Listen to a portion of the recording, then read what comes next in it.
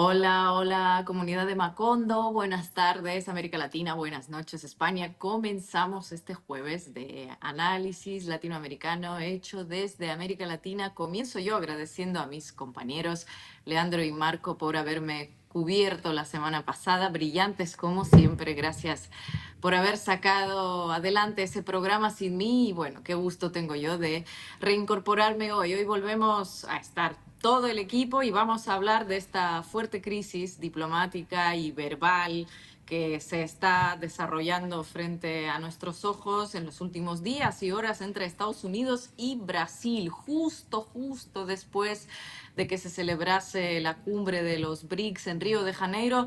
Donald Trump puso su lupa sobre el Brasil de Lula y como no podía ser de otra manera lo hizo mientras desempolvaba aranceles. En una carta al presidente de Brasil, Trump avisó que a partir del 1 de agosto Estados Unidos impondría un 50% de impuestos a las importaciones de Brasil en represalia, ojo, por el juicio contra el expresidente Jair Bolsonaro, un caso del que en este programa veníamos hablando bastante. Es la primera vez que en sus meses de la presidencia Trump sale públicamente a hablar en defensa de su aliado Bolsonaro, que recordemos, bueno, está siendo juzgado por intentos de golpe de Estado, nada más ni nada menos. Y bueno, el momento de esta defensa, como les dije, no puede ser más oportuno justo después de que en la cumbre de los BRICS se volviese a plantear la necesidad de una alternativa al dólar, donde Lula afirmó que el mundo no necesita más emperadores. Bueno, viene y aparece con esta decisión. Y para sumarle más suspense al asunto, tengamos en cuenta que Estados Unidos es el segundo socio comercial de Brasil, solo por detrás de China. Así que Trump está jugando de nuevo en desatar una guerra comercial a la que Lula, de hecho, promete responder con reciprocidad y que nuevamente puede resultar un boomerang para el propio Trump, porque resulta que se trata de una relación comercial que en las últimas décadas, en los últimos unos 15 años, generó para Estados Unidos un superávit de más de 400.000 millones de dólares. En fin, ¿qué pasa ahí? ¿Va a recular Trump esta vez? ¿Por qué tanta fijación en Brasil, en Lula? Mucho para hablar hoy. Brasil y luego vamos a hablar de Bolivia, que las elecciones presidenciales se acercan y el nivel de crispación sigue creciendo, aunque pareciera que esto ya cruzó todos los límites. Diario Red publicó hace unos días una exclusiva que firma nuestra compañera Daniela Pastrana, a la que también tuvimos desde México en Macondo alguna vez. Y esa exclusiva demuestra que esa decisión judicial de no dejársele presentar a las elecciones a Evo Morales se redactó primero en el despacho del exministro de Justicia y de ahí se le envió al juez que estaba a cargo de tomar esa decisión. Así de simple y todo por un módico precio de unos $200.000. Una prueba más de la guerra jurídica contra Evo Morales a la que recurre el gobierno, la que está llevando a cabo el gobierno de Luis Arce con tal de eliminar su rastro del espectro político boliviano. Sobran las palabras, la verdad, pero bueno, vamos a intentar encontrarlas en este análisis. No se olviden de suscribirse al canal de Caras y Caretas, vengan conectándose a esta emisión, dejen sus comentarios, sus me gustas y vamos a arrancar. Buenas noches, Ina. Buenas noches, Marco. Buenas noches, comunidad de Macondo. Analicemos entonces primero lo que sucede a partir de la cumbre de los BRICS y la carta que envía Donald Trump al presidente Lula, que ha tenido consecuencias explosivas en Brasil, no solo por la respuesta de Lula, sino por lo que se conoce ahora más o menos de la opinión pública, de la ciudadanía brasilera, por ejemplo, a partir de el conteo de publicaciones en redes sociales, donde más del 70% de los brasileños cuestiona a Trump. Pero ¿qué pasa?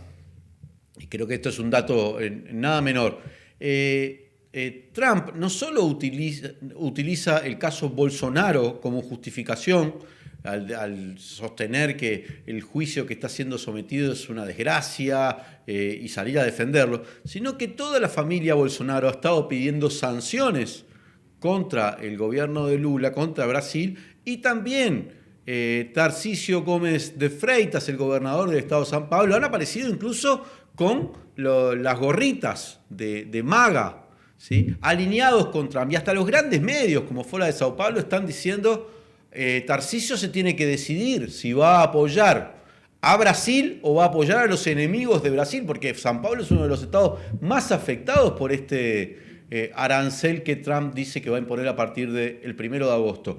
Entonces, no son pocos los analistas que dicen que con esta medida que amenaza con tomar Donald Trump, se ha unificado buena parte del pueblo brasilero y conviene desde el punto de vista electoral a las intenciones del PT de promover a Lula para el año 2026, un nuevo mandato. No sé, Marquito, cómo estás leyendo esta situación, pero no sería sorprendente que un ataque extranjero del emperador de un imperio termine unificando a la sociedad en la resistencia y diluya un poco las contradicciones internas. Y los que queden pegados a Trump terminen pagando costos electorales muy altos.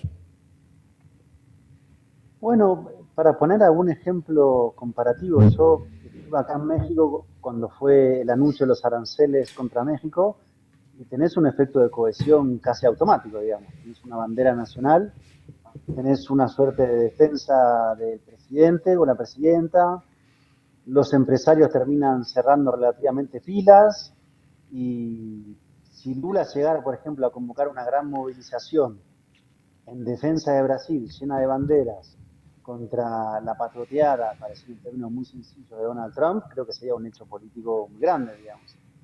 Y la existencia de un adversario enemigo externo te cohesiona. De hecho, hay notas preocupadas sobre eso. Estaba leyendo hoy en Infobae, que es más una preocupación que otra cosa, que están planteando que esto justamente puede fortalecer a Lula de cara a su campaña, porque ya está anunciando que se va a lanzar para el 2026 como candidato. Así que creo que eso es un nivel. Después hay otro nivel que es una pregunta acerca de qué realmente es lo que va a pasar en cuanto a si efectivamente va a haber o no aranceles 50%, porque también está la lógica de Trump de anunciar, generar titulares, crisis y después rebajar.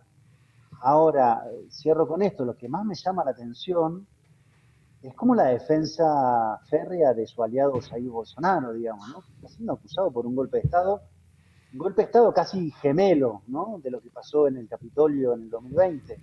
Pero quiero decir, está amenazando a todo Brasil con 50% para defender a Bolsonaro. Me parece una decisión política que también preanuncia cómo va a jugar Estados Unidos para las elecciones del año que viene. Ahí también lo llamativo, no sé si han visto esa publicación que el hijo de Jair Bolsonaro, Eduardo Bolsonaro, dejó en su canal de Telegram, en la que se atribuye personalmente, casi personalmente, el hecho de que ese ataque de Trump contra Lula se haya producido. Es decir, tenemos al hijo de un expresidente que está siendo juzgado por golpe de Estado, que ese hijo del expresidente Eduardo Bolsonaro evidentemente tiene algunas aspiraciones políticas,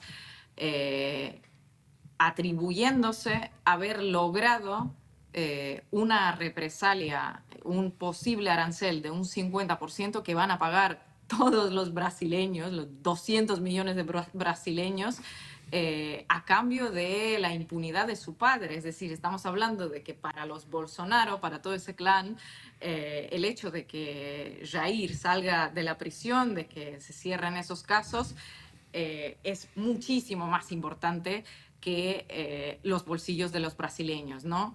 Es algo que le lleva a preguntarse a una si todo ese electorado que ha apoyado a Bolsonaro, que recordemos que la diferencia en las elecciones en las que Lula se impuso no ha sido tan grande, pues si todo ese electorado se va a hacer preguntitas. A mí, vamos a incorporar dentro del análisis lo que pasó días antes de esta carta de Donald Trump, que fue esta cumbre de los BRICS en Brasil, del cual Lula fue el anfitrión de la cumbre de los BRICS, con participación de muchísimos países, entre ellos estuvo la India, por supuesto los altos representantes tanto de China como de Rusia, en el caso de Rusia fue el canciller Sergei Lavrov, también los países de la región, ¿no? Estuvo presente, por ejemplo, el presidente Yamandu Orsi de Uruguay, otros presidentes de la región.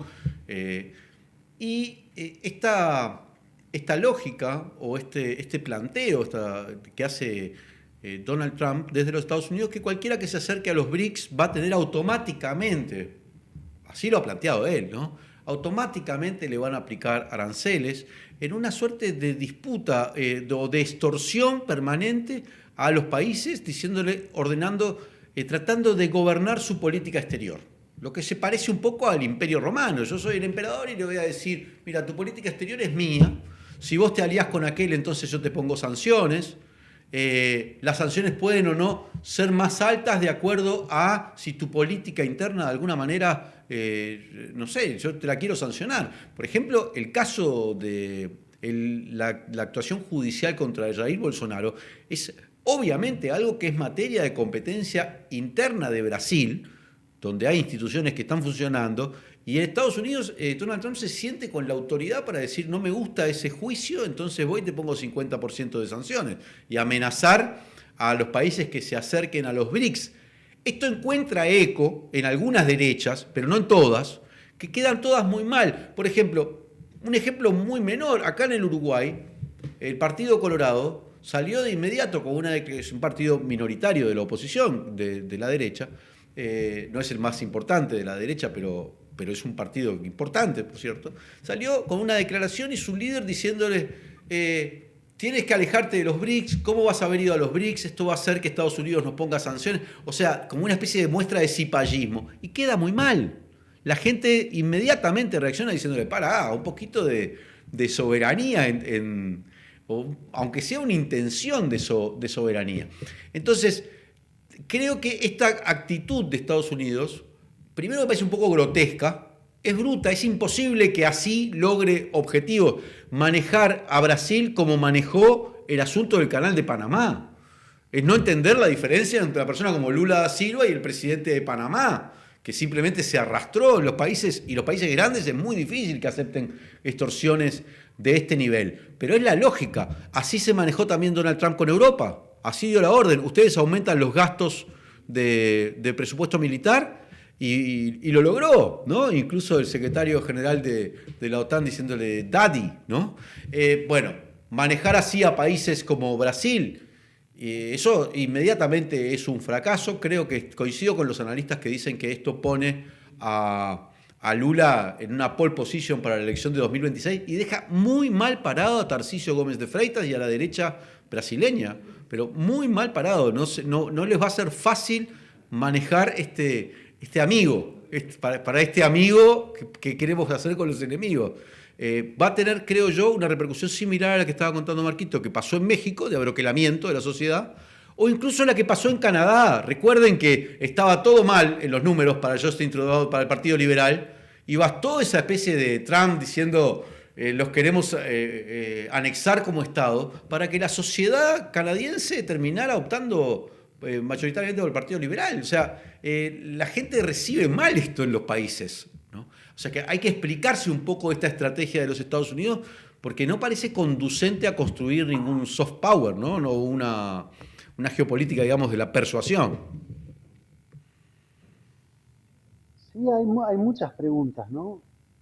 O sea, primero, ¿qué es lo que quiere Trump exactamente? Si efectivamente quiere poner 50% de aranceles a la economía brasilera, y tampoco sé si está claro eso. Si piensa que con esto la justicia brasilera va efectivamente a eximir a Bolsonaro del juicio o lo va a declarar inocente, si está calentando motores para el 2026 y ya está diciendo vamos a jugar fuerte, así como van a jugar fuerte en Colombia y en cada escenario electoral. Pero creo que hay que terminar de delimitar eso. Ahora, yo me lo pregunto desde el lado de Lula.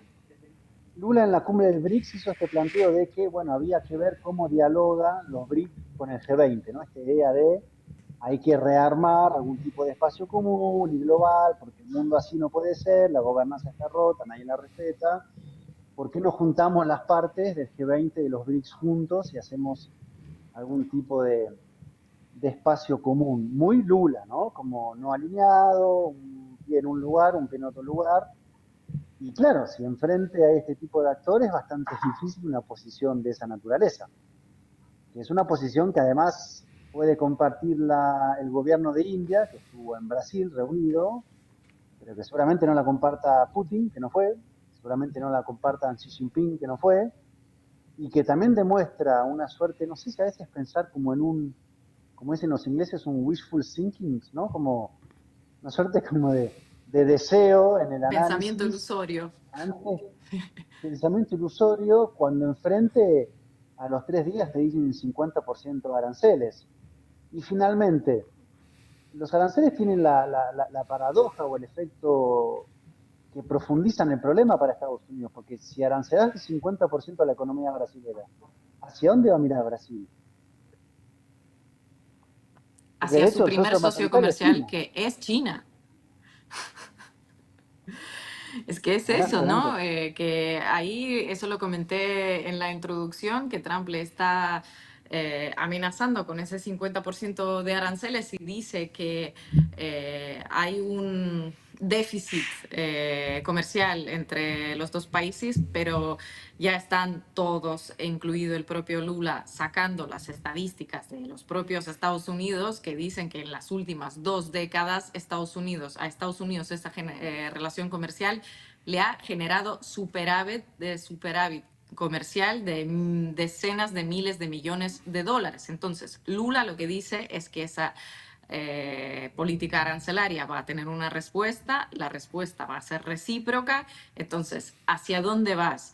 Me encanta esa palabra que acuñó el compañero nuestro de CELAC, Alfredo Serrano, la acuñó en referencia a Milei, que es cualquier cosismo, ¿no? O sea, Marco, tú estabas diciendo ahora que no se sabe si va a terminar aplicando esas aranceles, si va a recular, y es un poco como otra muestra de ese cualquier cosismo de Trump, de me despierto, veo aquí, necesito Eduardo, el hijo Eduardo de Jair Bolsonaro me ha pedido que defienda a su papá, voy a escribir todo esto sin enterarme de las cifras y bueno, luego ya veremos, ¿no? Porque las propias cifras de Estados Unidos dicen que la guerra arancelaria no le conviene al propio Estados Unidos en, con lo que hay a día de hoy, sin que Brasil girase todo su comercio hacia China, que es evidentemente lo que va a hacer. Y es más,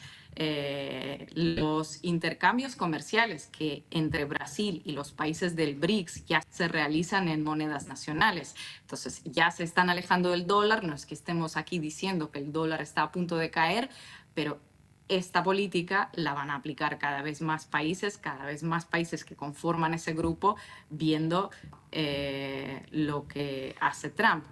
Y otra cosa, viniendo a raíz de esa amenaza que le quiere imponer a todos los que comercien con Brasil, ¿no? Otros 10%, dijo algo así, como que estamos hablando otra vez de las sanciones secundarias que con Venezuela, ya ha intentado con Rusia, y habría que ver si han terminado de funcionar, porque a cada sanción, a cada arancel se le encuentra una vía de evadirla. Es así el mundo de hoy. No solo no funciona, Nina, sino que, o sea, tienen un efecto las sanciones. Y cuando son muy fuertes las sanciones, las sanciones aplicadas por Estados Unidos pueden destruir una economía o generarte un efecto económico que es realmente importante. O sea, no es cualquier cosa que le aplique un arancel de este tipo Estados Unidos a Brasil. Afectaría mucho probablemente el PBI de Sao Paulo, de otras ciudades como Río de Janeiro, en fin. Sería importantísimo evitar que esto se diera. Ahora, lo que no consigue, porque no se va a conseguir por la vía de las sanciones, es un cambio político. Es ese planteo de algún modo que está detrás de este discurso. Yo impongo una sanción, que puede llegar cualquier gradiente, desde las sanciones, desde el bloqueo como existe contra Cuba o contra Venezuela, Irán, en fin, hasta regímenes de sanciones más leves pero muy impactantes como este. ¿Hay alguna que tenga un impacto, que logre modificar una correlación de fuerza? No. ¿A Broquela? lo que se genera adentro es un abroquelamiento porque puede llegar a cualquier nivel. No estoy diciendo nada que pueda sorprendernos.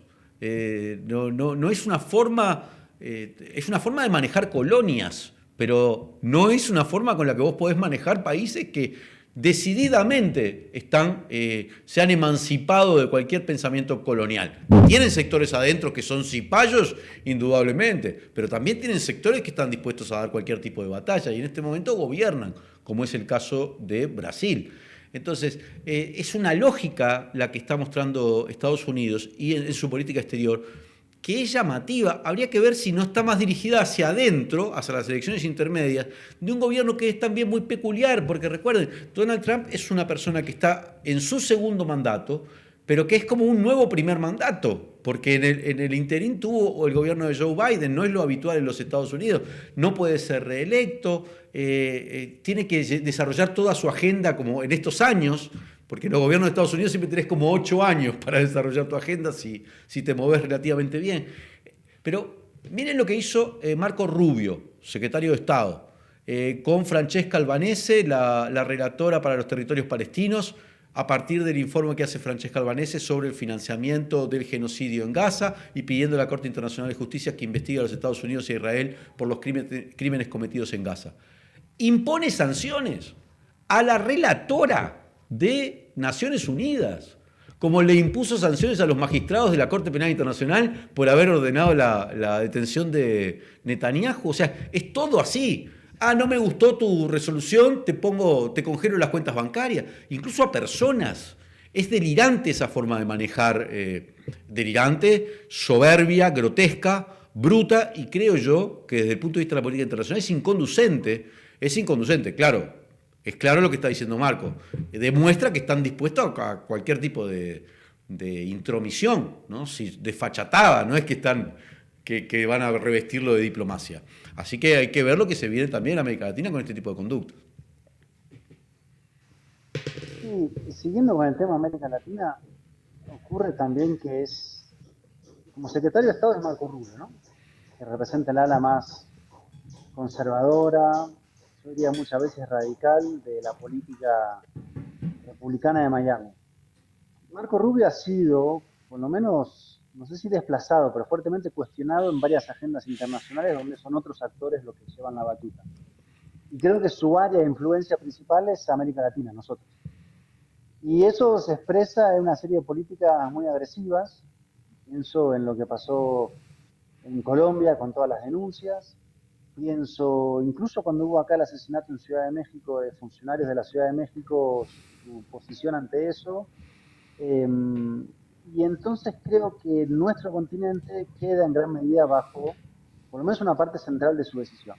No quiere decir que no tenga contrapesos. De hecho, ahora en el New York Times salió en el caso de Venezuela una nota muy interesante que plantea cómo hay dos lobbies presionando y codeándose para ver quién logra llevar la batuta con el tema de Venezuela, si el de Marco Rubio o el de Richard Grenell, que es el enviado especial para Venezuela. Pero en todo caso, quiere decir, lo que predomina, por lo que uno percibe, amén de las disputas internas y la lógica caotizante de Trump, es que este sector está pisando fuerte hacia el continente. Me parece que uno ve lo que pasó en Brasil, un posicionamiento tan fuerte con Bolsonaro, que además tiene las manos en la masa, no es que está, digamos, es una suerte de lucubración que hubo un intento de golpe de Estado en Brasil. Y su posición ahora yo creo que son esas líneas que están dominando en la política exterior. Y estamos yendo el año que viene a las dos elecciones más importantes de Sudamérica. Son la de Colombia y son la de Brasil. Que somos dos países que van a definir, digamos, cierta balanza. En el caso de Brasil, sobre todo porque, vos bien lo decías, Leandro, en la cumbre de Río de Janeiro estuvo Yamandu Orsi, estuvo Arce de Bolivia, estuvo Díaz-Canel de Cuba, estuvo el canciller de México, porque la presidenta finalmente no fue, calculo que el canciller bueno, pasa que en Colombia justo hubo una crisis en la diplomacia, pero estuvo representado Colombia porque Colombia entró al Banco de Desarrollo de los BRICS, o sea, si uno ve a Lula, ha generado, amén del impasse del año pasado de no permitir el ingreso a Venezuela, una dinámica de cierta convocatoria a gobiernos latinoamericanos para que entren los BRICS, ¿no? En un contexto donde no hay integración latinoamericana, los BRICS aparecen un poco como un espacio no sé si un bote de salvación de algo, pero sí un espacio donde reencontrarse. Entonces todo eso también es Lula, ¿no? Que uno a veces lo puede como mirar por su moderación, pero también está haciendo esa gravitación, digamos, está juntando a muchos actores dispersos de América Latina. Bueno, yo creo que el año que viene esa elección va a ser determinante. Si vuelve la derecha, si vuelve un aliado Bolsonaro de Trump, va a ser un golpe importante. Y eso teniendo en cuenta que Lula no está en su mejor posición ahora mismo. Entonces habrá que ver también, ahora sí estamos hablando de un apoyo, pero habrá que ver cómo termina influyendo esa pulseada contra Trump a lo interno, porque, bueno, ya he dicho que en 2022 ha ganado con una ventaja bastante pequeña, con una ventaja mínima, y ahora mismo tampoco es que tenga mayorías. Entonces, efectivamente, va a ser interesante, pero en general es como si estuviésemos observando como una suerte de test al que está sometiendo Trump a países, ¿no? En general, para si quieres ser una potencia regional, si quieres ser una potencia, un país soberano o no. Lo que decía en alguno de los programas anteriores, creo que fue Epigmenio Ibarra, ¿no? Cuando hablábamos de México, y de los ataques de Trump contra México en aquel entonces, que si te amilanas, cosa que no hizo Claudia Sheinbaum, bueno, pues va a ir más adelante, ¿no? Va a ir más adelante y va a pedir más, como lo que pasó con Panamá, como ha sido con Dinamarca, como ha sido con el secretario general de la ONU, de la OTAN, perdón. Entonces, Lula está claramente en la posición de no amilanarse y llevar esto pues, hasta las últimas, porque sí tiene poder. Es un país de más de 200 millones de habitantes, muy potente y con unos socios muy potentes. En este sentido, creo que el caso de Rusia y China ha demostrado que, bueno, se puede ir construyendo poco a poco un mundo que no dependa tanto de Estados Unidos. Es increíble. Habrá que ver si, estando tan cerca de Estados Unidos como están los países latinoamericanos, también es posible. Creo que ahora mismo sí podría ser.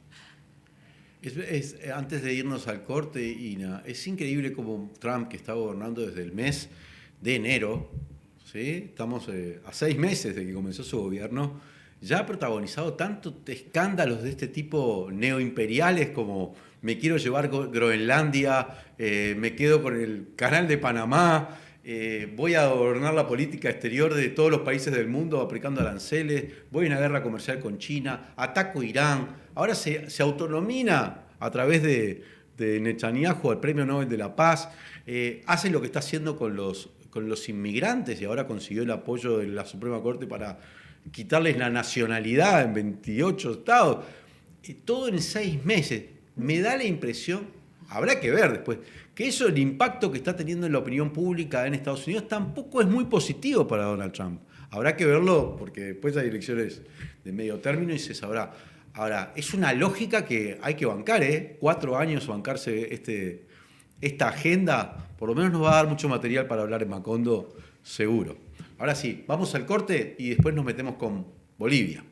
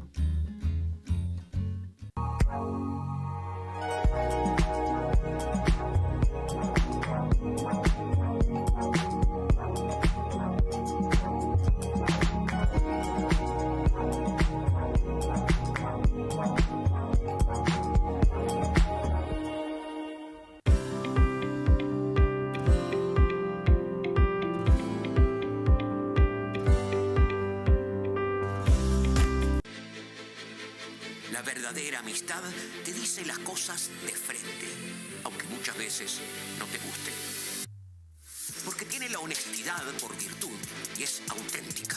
Prioriza la confianza por sobre todas las cosas. Es que la amistad asume el compromiso de estar siempre, sobre todo en las malas, para que cuando lleguen las buenas sean una verdadera fiesta. No importa el momento, la hora o el lugar, su voz siempre te hace sentir como en casa. Caras y caretas, una voz amiga. Suscríbete ahora.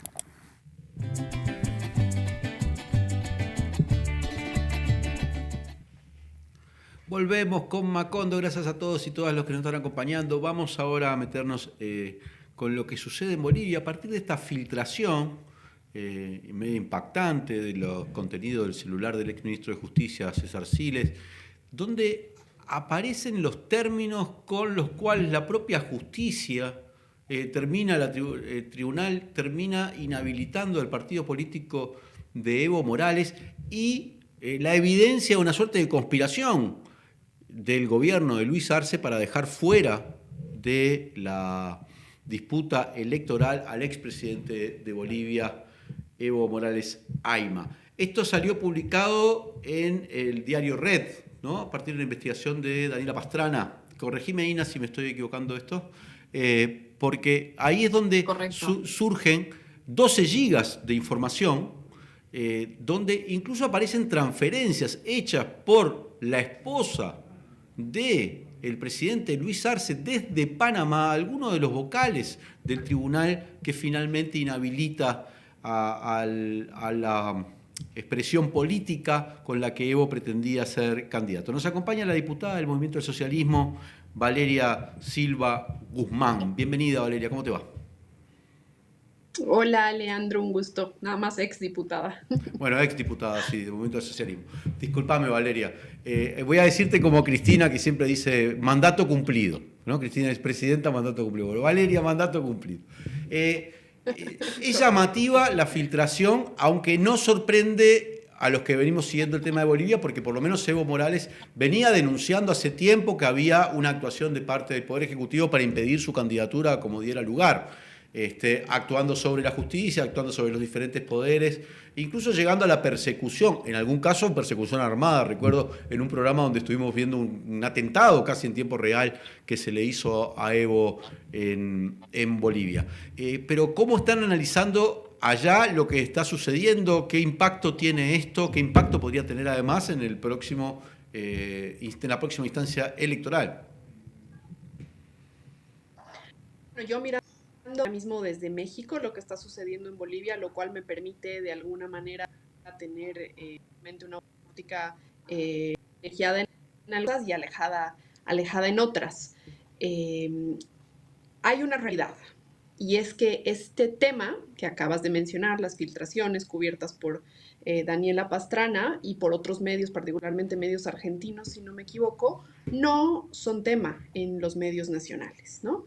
Yo podría decirte que no he encontrado que un solo medio nacional haya hecho una cobertura pormenorizada de este asunto.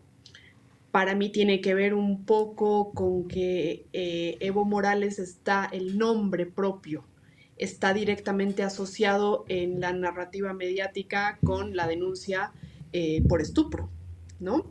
Entonces, cuando cualquier medio saca el nombre de Evo, por lo menos con la intención de matizar o lo que sea, siempre va a saltar el asunto de que Evo Morales ha sido llamado a declarar por la justicia tras una denuncia por estupro.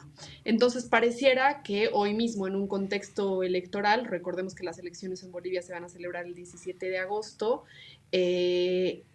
pasa, por así decirlo, a segundo plano el debate en torno a por qué ya no llegó Evo Morales a la papeleta. Los medios no lo están siguiendo, los periódicos no lo están siguiendo y ciertamente, para bien o para mal, esta ya es una valoración, creo yo, personal, el electorado en Bolivia hoy mismo está más preocupado porque más bien se concrete el desarrollo de las elecciones, se llegue a ese 17 de agosto con posibilidades de votar. Al boliviano, a la boliviana le encanta ir a las urnas. El voto en Bolivia es obligatorio, pero además es un voto muy querido, la gente aprecia mucho, mucho su voto, entonces todo esto hace un juego, vamos a decir, con una tendencia que ha marcado el entorno cercano a Evo Morales, que pareciera que se interpreta muchas veces como un boicot a las elecciones en caso de que Evo Morales no llegue a la papeleta.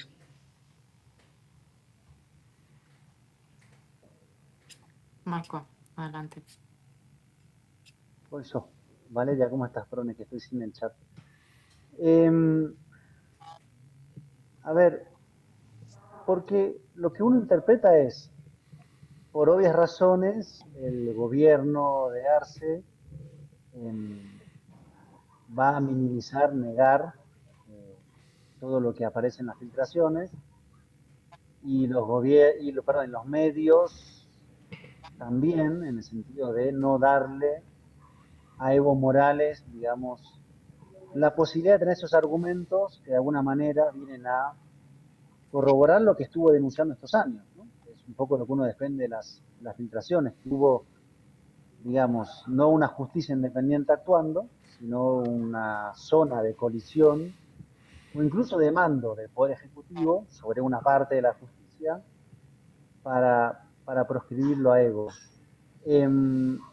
Ahora bien, ¿a vos te sorprende esto que apareció en el diario? ¿Es algo que no pensabas que podía ser de tal manera? No sé si me explico, porque leerlo fue como bastante gráfico, como un pasaje de avión, o perdón, los 2 giros hechos desde Panamá por $200.000, una resolución redactada en el despacho del ministerio. ¿Se imaginaban algo así? ¿No? ¿Cómo fue como hasta en términos personales tu mirada sobre esto que se destapó? Yo sí suscribo que ha habido hace un tiempo y que hoy está latente un plan para sacar a Evo Morales del escenario político, al menos formal, ¿no? Se ha manifestado en distintas facetas este plan. Sí considero que la justicia está comprometida en esto. La justicia en Bolivia es el poder probablemente que más le ha fallado a el proceso de cambio, o más bien que directamente no se ha involucrado con el desarrollo del cambio político emanente del proceso de cambio. Y totalmente antidemocrático que no se haya permitido a una fuerza política llegar a un momento, digamos, institucional para ser parte de una contienda electoral. Eso visto desde cualquier lado, ¿no? Ahora, hay muchas vertientes que se están entrecruzando en todo esto. Uno puede decir, en términos democráticos, totalmente rebatible que no se le permita a un conjunto de la población importante y a un líder político importante como es Evo Morales correr en las elecciones, ¿no?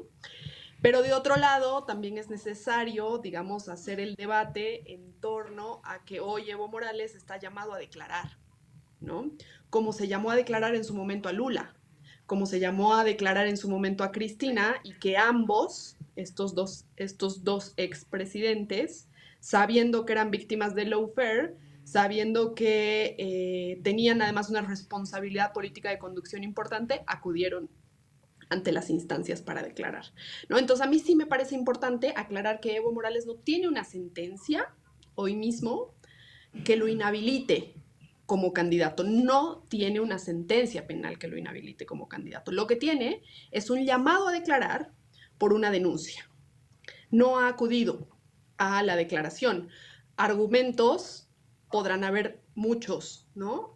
Algunos tendrán que ver con, por ejemplo, el cuidado político que se le da a un líder de ese tamaño. Otros tendrán que ver, por supuesto, con el control que ejerce el Ejecutivo sobre la justicia, ¿no? Y aquí podemos matizar con el intento de asesinato que ha sufrido Evo Morales, etcétera, etcétera, pero la realidad es que hoy está inhabilitado para participar, digamos, en una carrera electoral que de todos modos se está dando, ¿no? Y a mí, particularmente, tú me preguntabas un poco sobre la sensación personal. Es una sensación personal que estoy segura que la comparten muchos compañeros y compañeras que militamos el proceso de cambio desde que éramos chicos, desde que estábamos en la secundaria, es que es muy injusto que Evo Morales no pueda correr en elecciones, lo sabemos, estamos muy conscientes de aquello, pero lo que no podemos permitir es que se boicotee el proceso electoral porque la derecha tiene un candidato que está cerca a colarse a una segunda vuelta.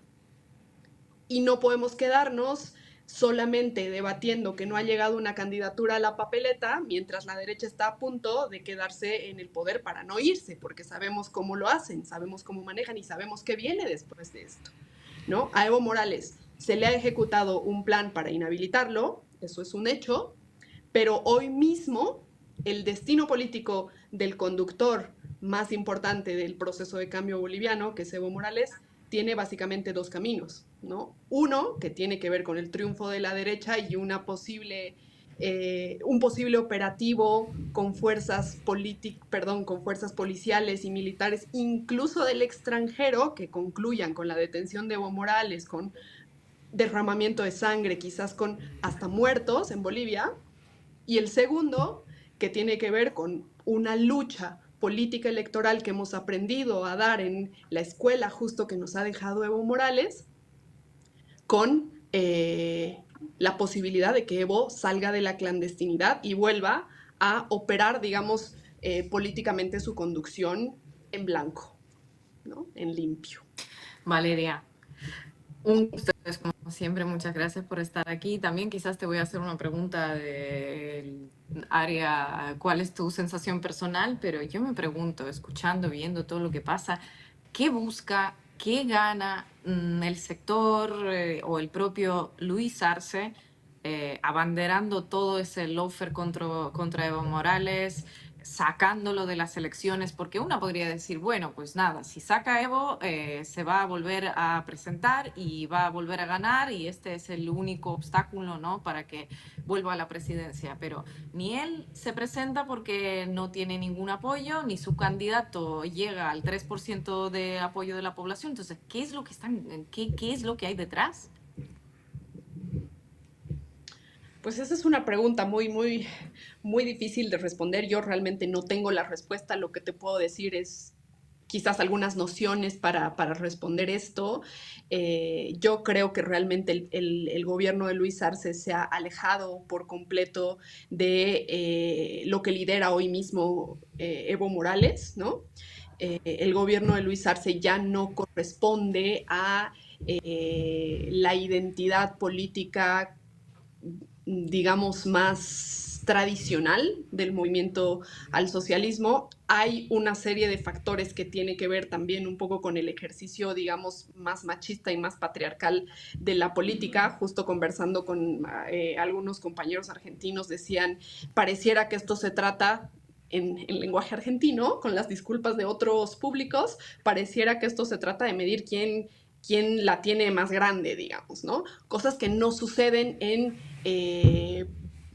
conducciones que van compuestas por otro tipo de nociones de liderazgo de la propia sociedad, ¿no? Para mí, y lo digo con toda claridad, el conductor del Ejecutivo, Luis Arce, y el conductor del proceso de cambio, Evo Morales, tuvieron muy poco desprendimiento respecto de lo que tiene que venir después, ¿no?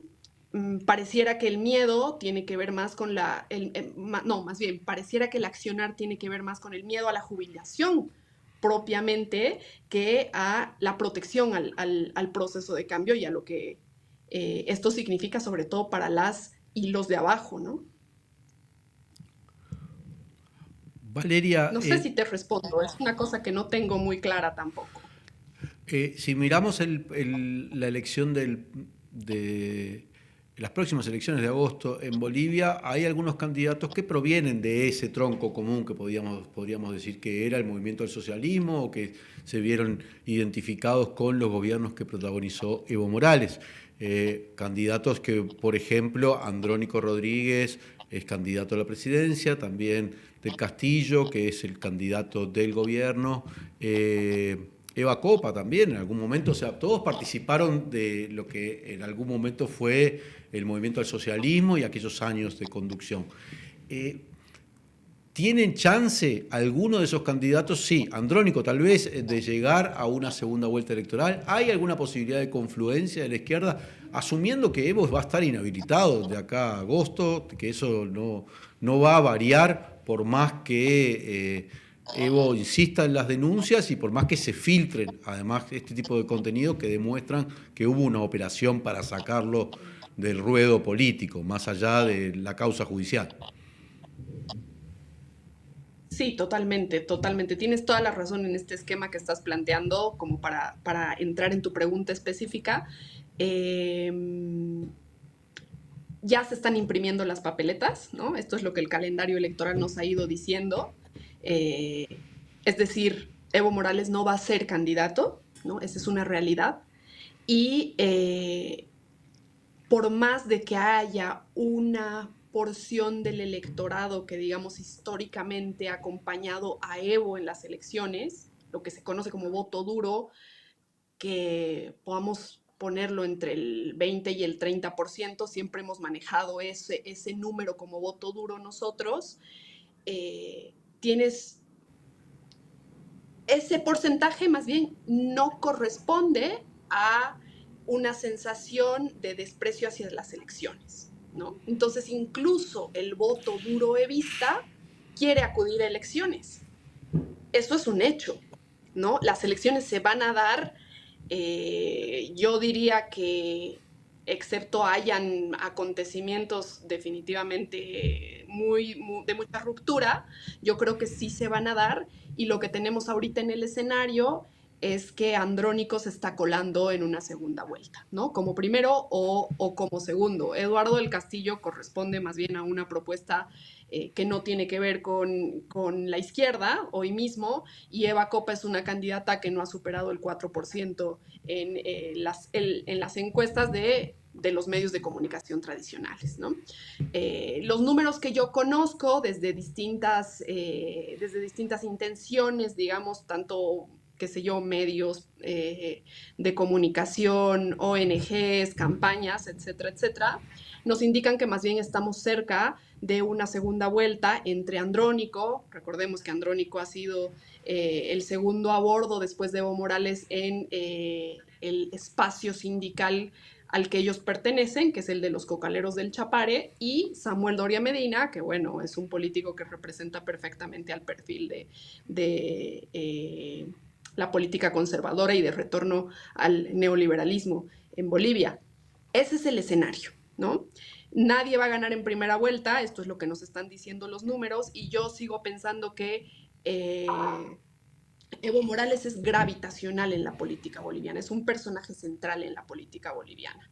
Es un personaje central tanto que absolutamente todas las candidaturas, y esto es todas las candidaturas, menos la de Andrónico, prometen, como propuesta 1 o propuesta 2 electoral, la cabeza de Evo Morales y llegan a conducir el país, ¿no? Entonces, el único que no, por supuesto, y además la candidata vicepresidenta lo ha dicho abiertamente, contra Evo Morales nosotros no vamos a hacer nada, a pesar de que eso les está costando un palo importante en los medios de comunicación por esta construcción anti-Evo que se hace, son los únicos que pretenden participar en la política con Evo Morales, ¿no? Ese es el escenario en el que estamos. Yo considero que en una segunda vuelta, espero no estarme alargando tanto en esto, pero me importa, digamos, tratar de mostrar un cuadro completo. Lo que yo esperaría, y creo que mucha gente comparte este sentimiento conmigo, es que si el apoyo de Evo a Andrónico no llega en primera vuelta, tendría que llegar obligatoriamente en segunda, ¿no? Porque un silencio en segunda vuelta de Evo Morales podría ser muy costoso para los próximos 5 años de gobierno, ¿no? Te iba a preguntar sobre eso, porque Lo que uno ve en la aritmética de Andrónico es que precisa conseguir los votos que irían a Evo y a su vez ampliar, es decir, buscar sectores que no lo votarían a Evo. Pienso en capas medias urbanas que son refractarias a Evo Morales. Y de hecho él viene trabajando un discurso, bueno, se ha presentado como una izquierda democrática o moderada, ¿no? Tiene una cosa como de intentar suavizar algunos ángulos, porque es como ir a buscar los votos de Evo y ampliar. Pero a su vez estaba viendo una rueda de prensa que hizo esta semana la CSUTCB, la Confederación Sindical de Trabajadores Únicos del Campo de Bolivia, creo que son las siglas, que acusaban oficialmente a Andrónico de ser el Felipillo del siglo XXI. Felipillo del siglo De XXI, me ser, puse a perdón. googlear, representa básicamente el Felipillo del siglo XXI. Felipillo, aquel personaje que Sí, sí. colaboró con Pizarro y que es como el emblema de la tradición del que colaboró con el invasor para que caiga el último Inca. Claro, cuando uno ve el tenor de esa conferencia de prensa acusándolo de ser eso, con Evo Morales en la tercera fila y el dirigente diciendo eso, uno se pregunta cómo se puede hacer la fórmula de buscar los votos de Evo si a su vez de ese sector lo acusan básicamente de traidor y de colaborador con el enemigo. ¿Cómo ves esa aritmética que vos bien lo decías? Es difícil que Andrónico gane sin votos de Evo, digamos, ¿no? Sí, totalmente. A ver, hay una nota que hay que mirar y es que las organizaciones sociales campesinas en Bolivia hoy están absolutamente unidas, ¿no? No podemos hablar de organizaciones cohesionadas como las que hemos tenido, digamos, durante los primeros 10 o 14 años de los gobiernos de Evo Morales, ¿no? Cuando hablas de la CSUTCB, tienes que tomar en cuenta que hay al menos 3 personas que dicen que son la cabeza legítima de esta organización. Para mí esto es un lamentable resultado del prebendalismo que ha ejecutado el poder con mucho énfasis durante el gobierno de Yanine Áñez. Recordemos que Yanine Áñez ha logrado sentar a cierta dirigencia campesina e indígena originaria en su mesa para avalar sus acciones golpistas y por supuesto también el gobierno de Luis Arce que digamos a punta de prebenda ha logrado hacerse de decisiones, digamos, de las organizaciones sociales. Pero ahí no acaba la cosa, ¿no?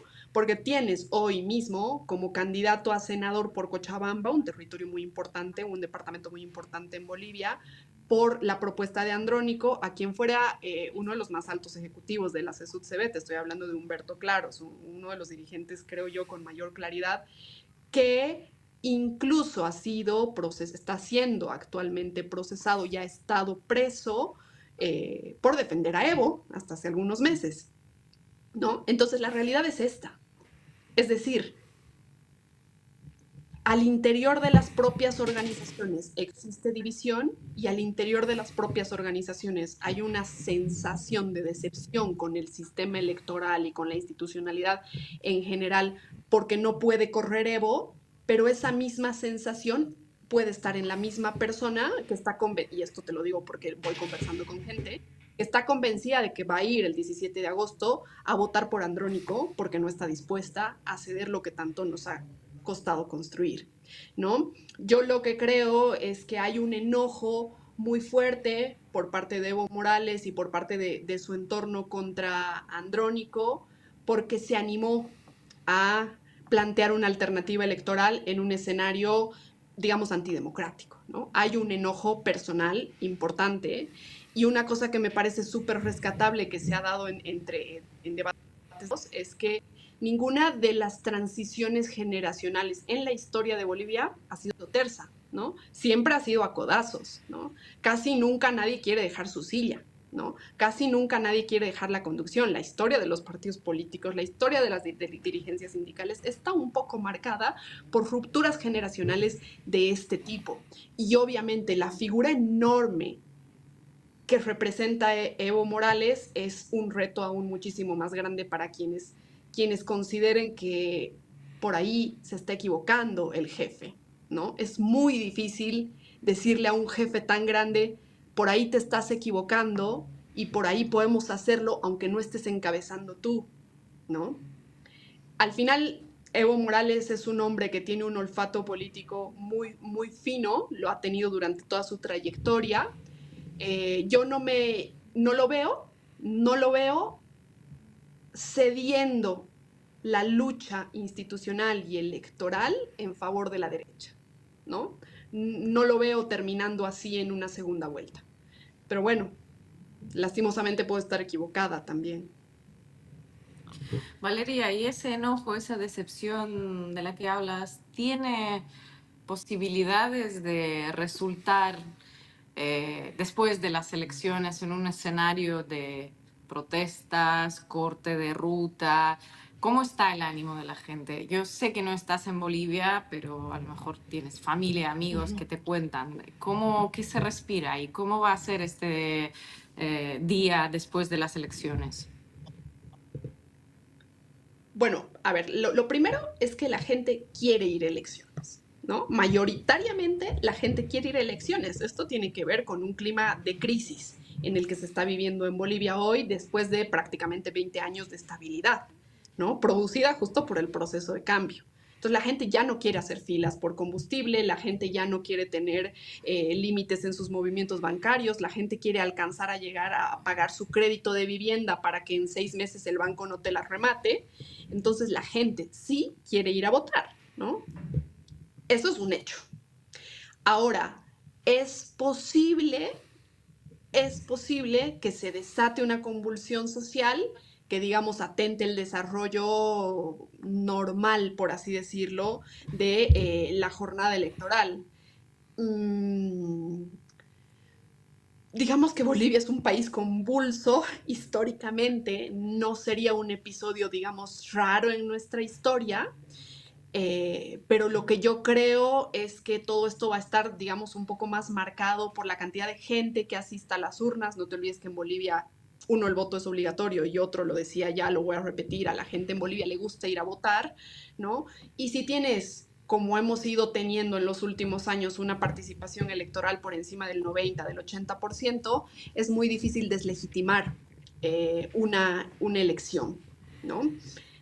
Puede ser un día después de las elecciones muy convulso, y puede ser también un día después de las elecciones donde tengamos que mirar a una segunda vuelta y entonces el tablero se acomode de manera tal que sea como o ponemos toda la carne al asador o nos entregamos, ¿no?